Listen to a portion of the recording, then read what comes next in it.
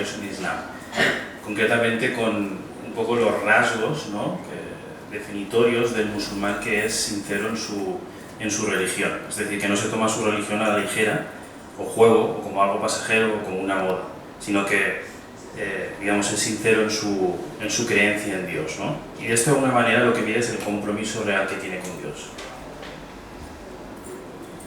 Bueno, ahí vais viendo algunas citas del Corán y la Sunna, ¿no?, que van un poco en sintonía con lo que estoy diciendo, ¿no?, y que de alguna manera corroboran lo que estoy diciendo. Bueno, lo primero de lo que quiero hablar es que la aceptación de la existencia de Dios en el Islam, o sea, como ser creador, es decir, que ha dado origen a la vida o a las cosas o a la existencia, y como ser sustentador, es decir, que les da continuidad, no es solamente una cuestión de razonamiento. Es decir, yo, como persona que razona, veo el mundo que me rodea, la complejidad de los procesos que en él se dan, la confluencia de casualidades y precisiones, ¿no?, que hacen posible la existencia, y pues no obvio que detrás de todo esto se puede intuir cierta intencionalidad, es decir, que hay cierto prediseño, cierto orden, ¿no?, una perfecta estructuración, ¿no? Y bueno, pues reconozco en ese sentido que esto es obra y resultado de la acción de un ser extremadamente inteligente y supremo. Y no creo que estos procesos tan complejos que se dan en la naturaleza, en el mundo, en el universo, se hayan autodiseñado ellos a sí mismos, o incluso que las leyes, normas y parámetros que rigen los cuerpos se hayan autorregulado, o incluso que esta confluencia, coincidencia de casualidades y precisiones sea fruto del mero azar. No lo creo. Pues, como digo, no es solo la creencia en la existencia de Dios en el Islam, no es solo una cuestión de razonamiento, sino también es una cuestión de ser, o sea, se basa en ser humilde o ser arrogante. Es decir, aquel que es arrogante cree que es autosuficiente, ¿no? Cree que por sí solo se basta, cree que no necesita a los demás, ¿no? Y cree que abarca todos los aspectos de su vida. Este tipo de comportamiento no es solo actual, este comportamiento ya se daba hace mucho tiempo. Si leemos el Corán, bueno, de hecho las dos últimas citas que he puesto hacen referencia a esto.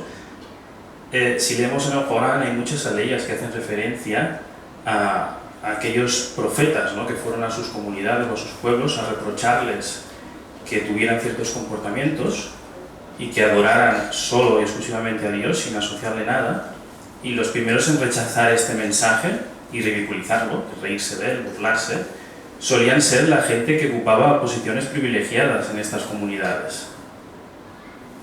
O sea, que tenían cierto estatus, ¿no?, y ese estatus que tenían les había vuelto gente arrogante.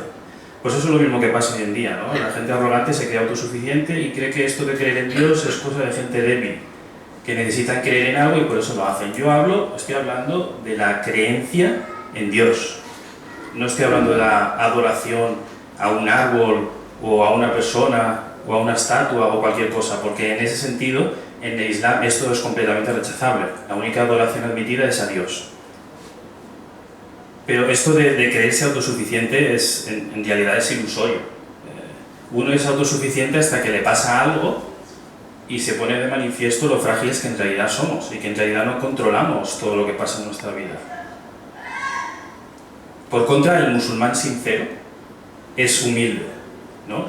Reconoce su naturaleza débil o imperfecta, si quieres, y reconoce que no lo puede hacer todo, que no lo abarca todo, que hay aspectos de su vida que no las abarca, ¿no? En consecuencia, atribuye el mérito de su existencia exclusivamente a Dios, a nadie más, ¿no? Y busca agradarle con cada una de las acciones que hace para agradecerle todo el bien que le da.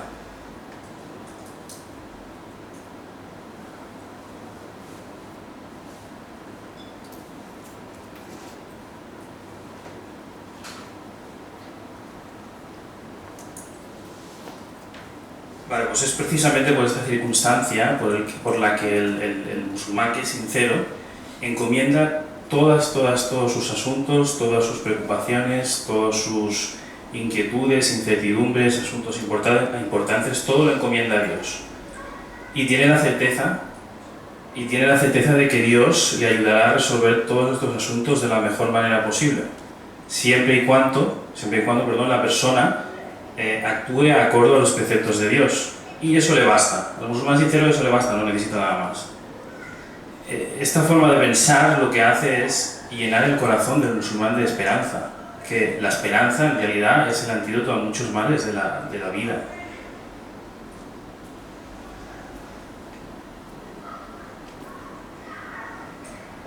Esto, lejos de ser una debilidad, constituye una de las mayores fortalezas del musulmán, porque al confiar parte de sus asuntos a Dios, lo que está haciendo es aliviar parte de las cargas de este mundo, ¿no? Y de los males que estas cargas provocan.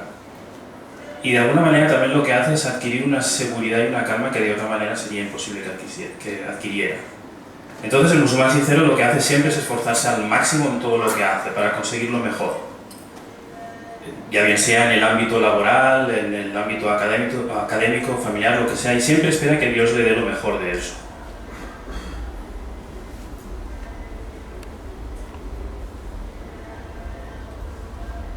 Bueno, sobre la complacencia, ¿no?, en Dios.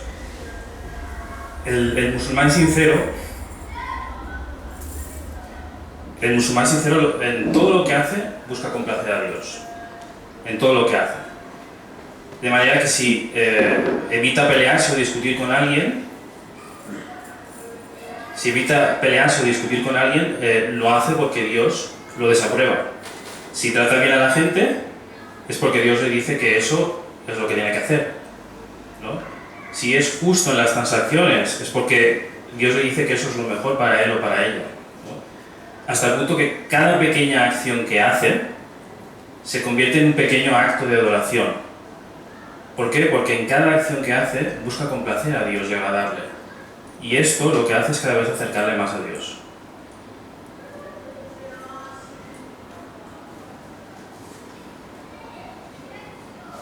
Bueno, el musulmán sincero siempre acepta el decreto y la voluntad de Dios. Y de hecho recuerda el hadith que dice, leo: qué asombroso es el caso del musulmán, sus asuntos son todos buenos. Si experimenta la facilidad, agradece, y eso es bueno para él. Y si experimenta la adversidad, la enfrenta con paciencia y perseverancia, y eso también es bueno para él. Esto se debe a que el musulmán sincero está convencido que la aceptación de la voluntad y el decreto de Dios es parte de su creencia, es parte de su práctica de adoración. Y debido a esta confianza que tiene en Dios y en su sabiduría y en su conocimiento de lo que nosotros desconocemos, cree que siempre Dios escoge lo mejor para él. El musulmán sincero es inteligente y sabe percibir, ¿no? Sabe darse cuenta que detrás de cada situación complicada es posible que encierre mucho beneficio. Y por eso se esfuerza siempre en seguir las directrices de Dios, para hacerse merecedor de su recompensa, por ser paciente y perseverante. Y sabe que junto a la dificultad se encuentra la facilidad, y que el éxito se construye a base de fracasos, y solo el que persevera es el que llega al final de la meta y consigue su objetivo.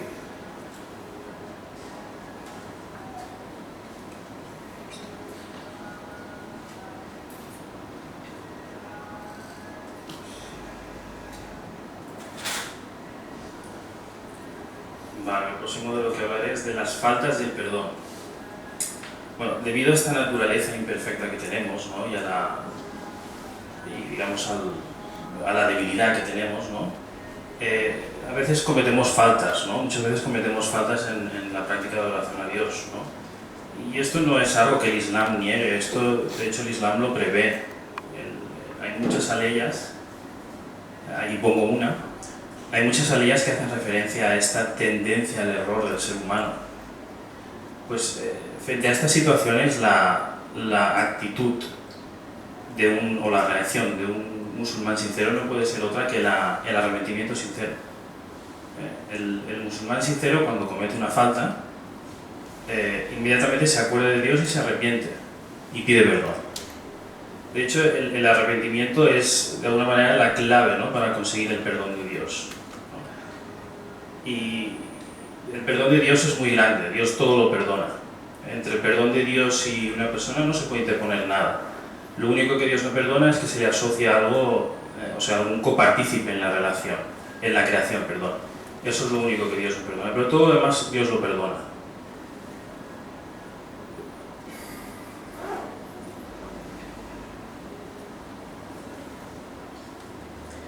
Gracias a Dios nosotros en el Islam tenemos mecanismos claros para conseguir el perdón de Dios. Dios nos ha dicho cómo podemos conseguir su perdón, ¿no? Mediante la constancia en la oración, la realización de buenas acciones, como son dar limosna,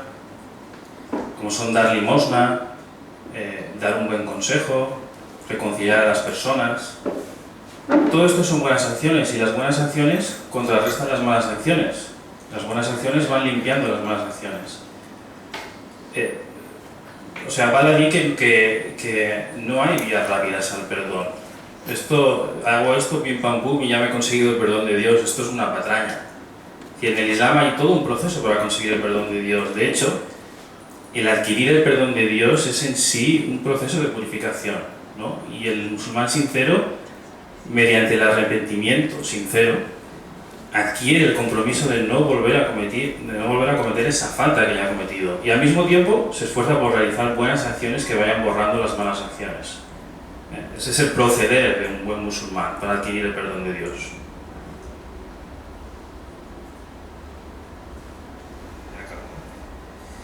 Bueno, en resumen, solo con la adoración sincera a Dios, mediante el cumplimiento de sus preceptos y la realización de forma constante, ¿no?, de los actos de adoración que nos ha marcado, solo de esta manera el musulmán puede llegar a purificarse, puede hacerse merecedor del perdón de Dios, puede conseguir la recompensa, ¿no?, y la bendición de Dios al mismo tiempo que incrementa su convicción en Dios y se acerca a Él, solo mediante la adoración sincera. De hecho, de esta manera el musulmán sincero alcanza la ejemplaridad en el comportamiento, que es la razón por la cual debe destacar un musulmán, no por otra razón. Y esta actitud lo que hace es lavarle el corazón de rencor, de todo rastro de rencor y odio que pueda haber, porque el rencor y el odio lo único que trae es división, confrontación y la enfermedad de uno mismo. Y el Islam, una de las razones por la que vino es esa, es para mejorar a la persona, para encauzar sus cualidades positivas en el buen camino. Y bueno, hasta aquí he llegado, espero que os haya gustado y gracias por escucharme.